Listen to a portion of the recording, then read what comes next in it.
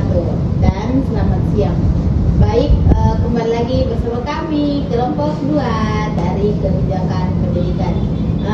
Di sini kami dari kelompok 2 akan menyelesaikan tugas mata kuliah kebijakan pendidikan. Baik, perkenalkan, nama saya Fatima dan Nima Deryawati, Dari Persaulan, Rofatia, dan Dewi Arimbi. Oke, kami berlima termasuk anggota kelompok dari kelompok 2. Jadi di sini kami akan membuat podcast mengenai kebijakan pendidikan yang ada di Indonesia.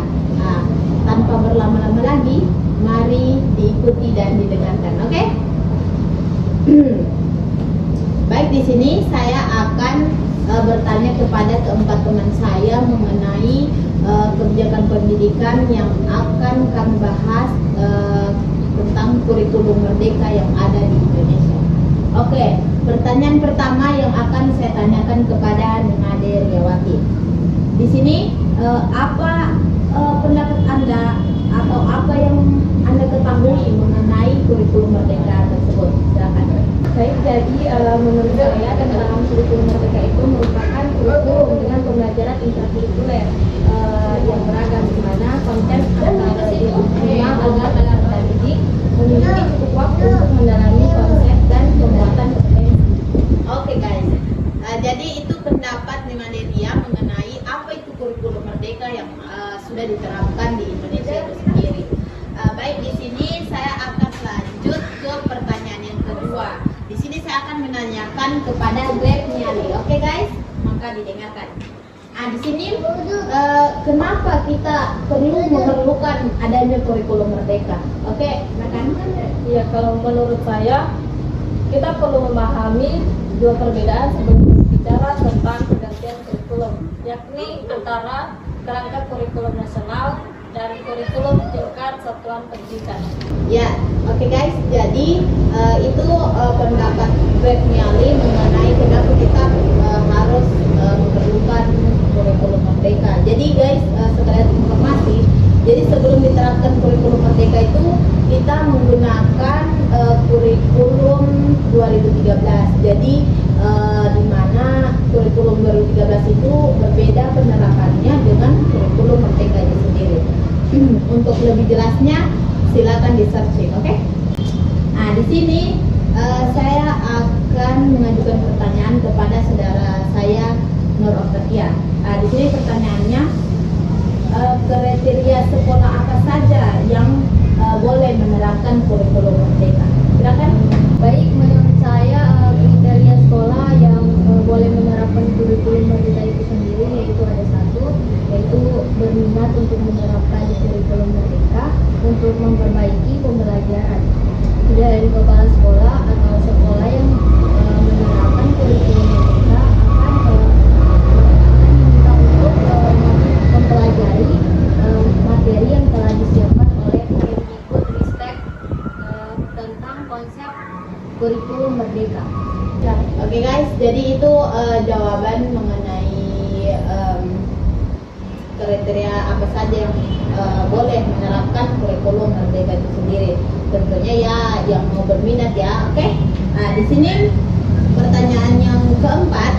Di sini saya akan bertanya kepada saudari saya Dewi Arimbi, yang mana apa yang perlu orang tua siapkan ketika satuan pendidikan atau anak mereka menerapkan kurikulum merdeka itu sendiri. Jadi di sini jawabannya mungkin atau pertanyaan ini lebih merujuk kepada sikap orang tua atau tanggapan orang tua terhadap diterapkannya ini kurikulum merdeka. Ya, silakan. Yang pastinya dukungan orang tua itu yang paling utama, penting, karena merupakan salah satu kunci keberhasilan penerapan dari kurikulum merdeka itu sendiri. Dengan demikian, secara konkret orang tua bisa menjadi teman dan pendamping belajar yang baik, agar anak itu bisa belajar dengan disiplin, tekun, dan juga fokus. Oke guys, jadi tentunya di sini peran orang tua juga sangat penting untuk keberhasilan penerapan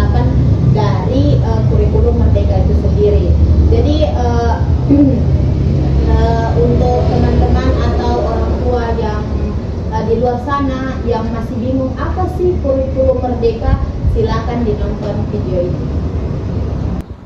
Ya, oke guys, di sini kita lanjut ke pertanyaan selanjutnya. Nah, di sini saya juga akan kembali bertanya kepada Nima Deryawati terkait bagaimana kurikulum Merdeka bisa terus diterapkan secara berkelanjutan. Karena ketika diluncurkan kebijakan pendidikan mengenai kurikulum Merdeka ini tentunya ada pro dan kontra. Jadi di sini saya bertanya bagaimana agar bisa kurikulum Merdeka ini bisa terus berlanjut sehingga bisa bisa memudahkan guru atau peserta didik dalam pembelajaran. Ya kan? Jadi mungkin di sini kurikulum harus didampingi dengan sistem penilaian atau asesmen yang baik, sebagaimana asesmen nasional. Asesmen nasional sangat berbeda dengan ujian nasional. Dan asesmen nasional dirancang bukan untuk menguji pengetahuan, tetapi untuk menilai kemampuan bernalar para peserta didik. Mungkin itu saja. Oke guys, jadi mungkin bagaimana supaya ini kurikulum Merdeka bisa terus diterapkan, di sini ada 2 poin yang bisa saya ambil dari penjelasan Nima Deryawati tadi, yaitu penilaian dan asesmen. Nah, di sini kan sudah jelas, berarti diluncurkan kebijakan pendidikan mengenai kurikulum Merdeka ini berarti untuk mengasah kemampuan siswa dalam berpikir kreatif, objektif, dan lebih terampil, ya seperti itu, sehingga kurikulum Merdeka terus berlanjut.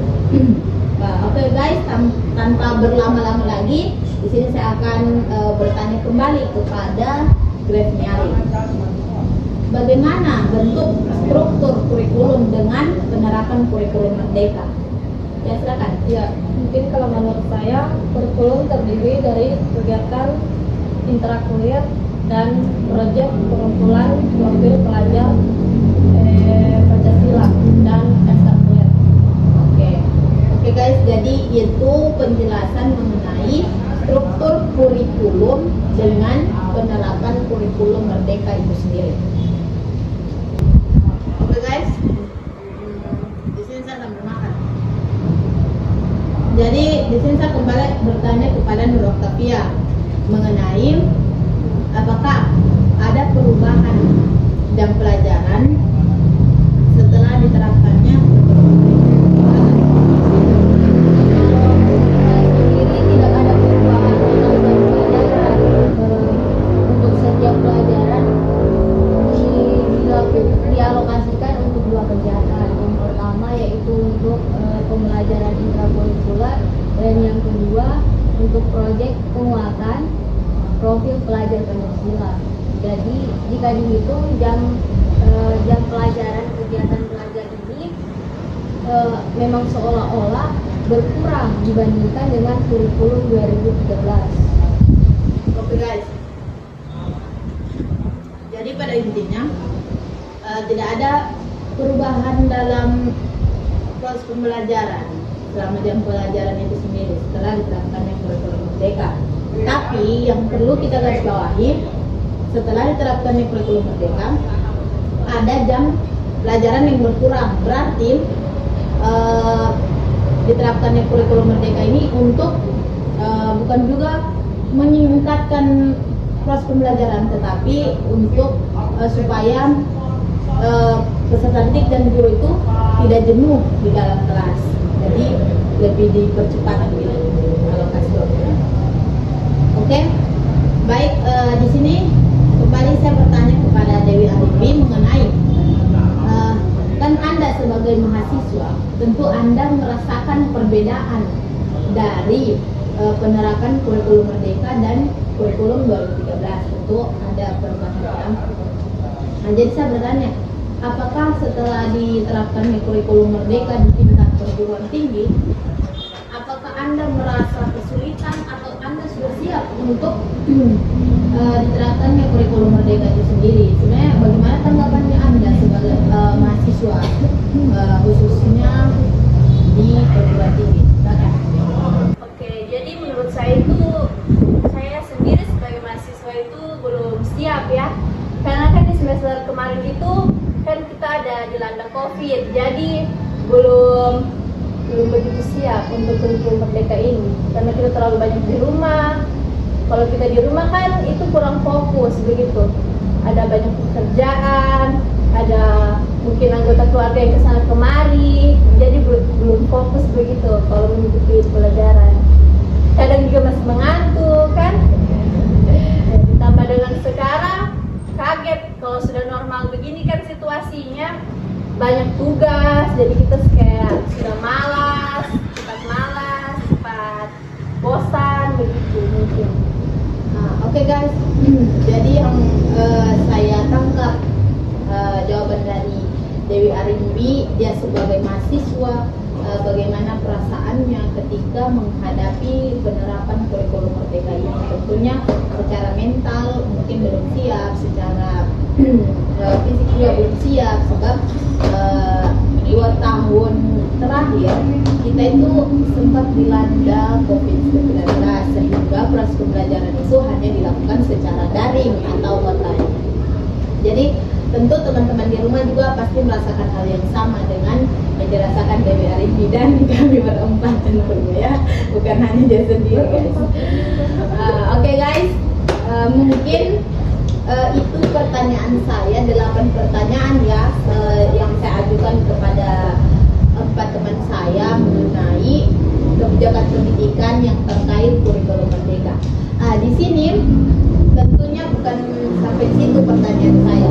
Di sini saya akan bertanya kepada teman-teman sekalian. Jadi di sini 1 pertanyaan saja yang akan saya ajukan, tetapi saya meminta pendapat teman-teman mengenai kurikulum merdeka itu sendiri.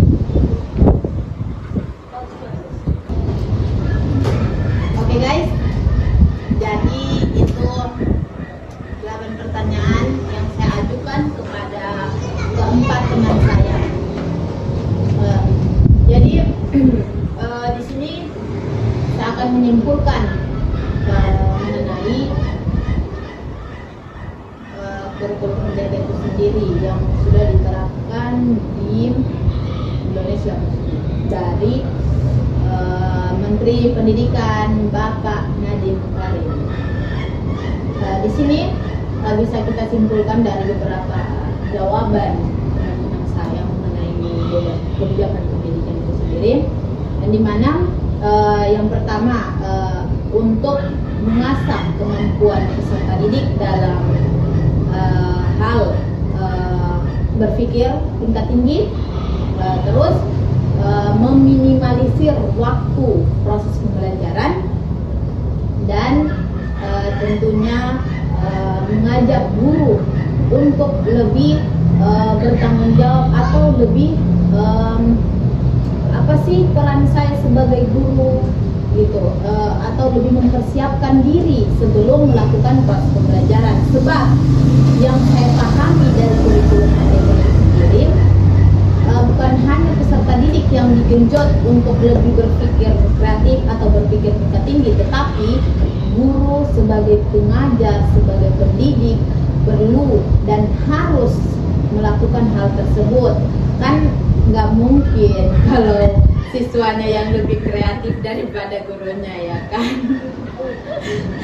Oke guys, jadi itu 3 poin yang saya garis bawahi dari penerapan kurikulum merdeka ini.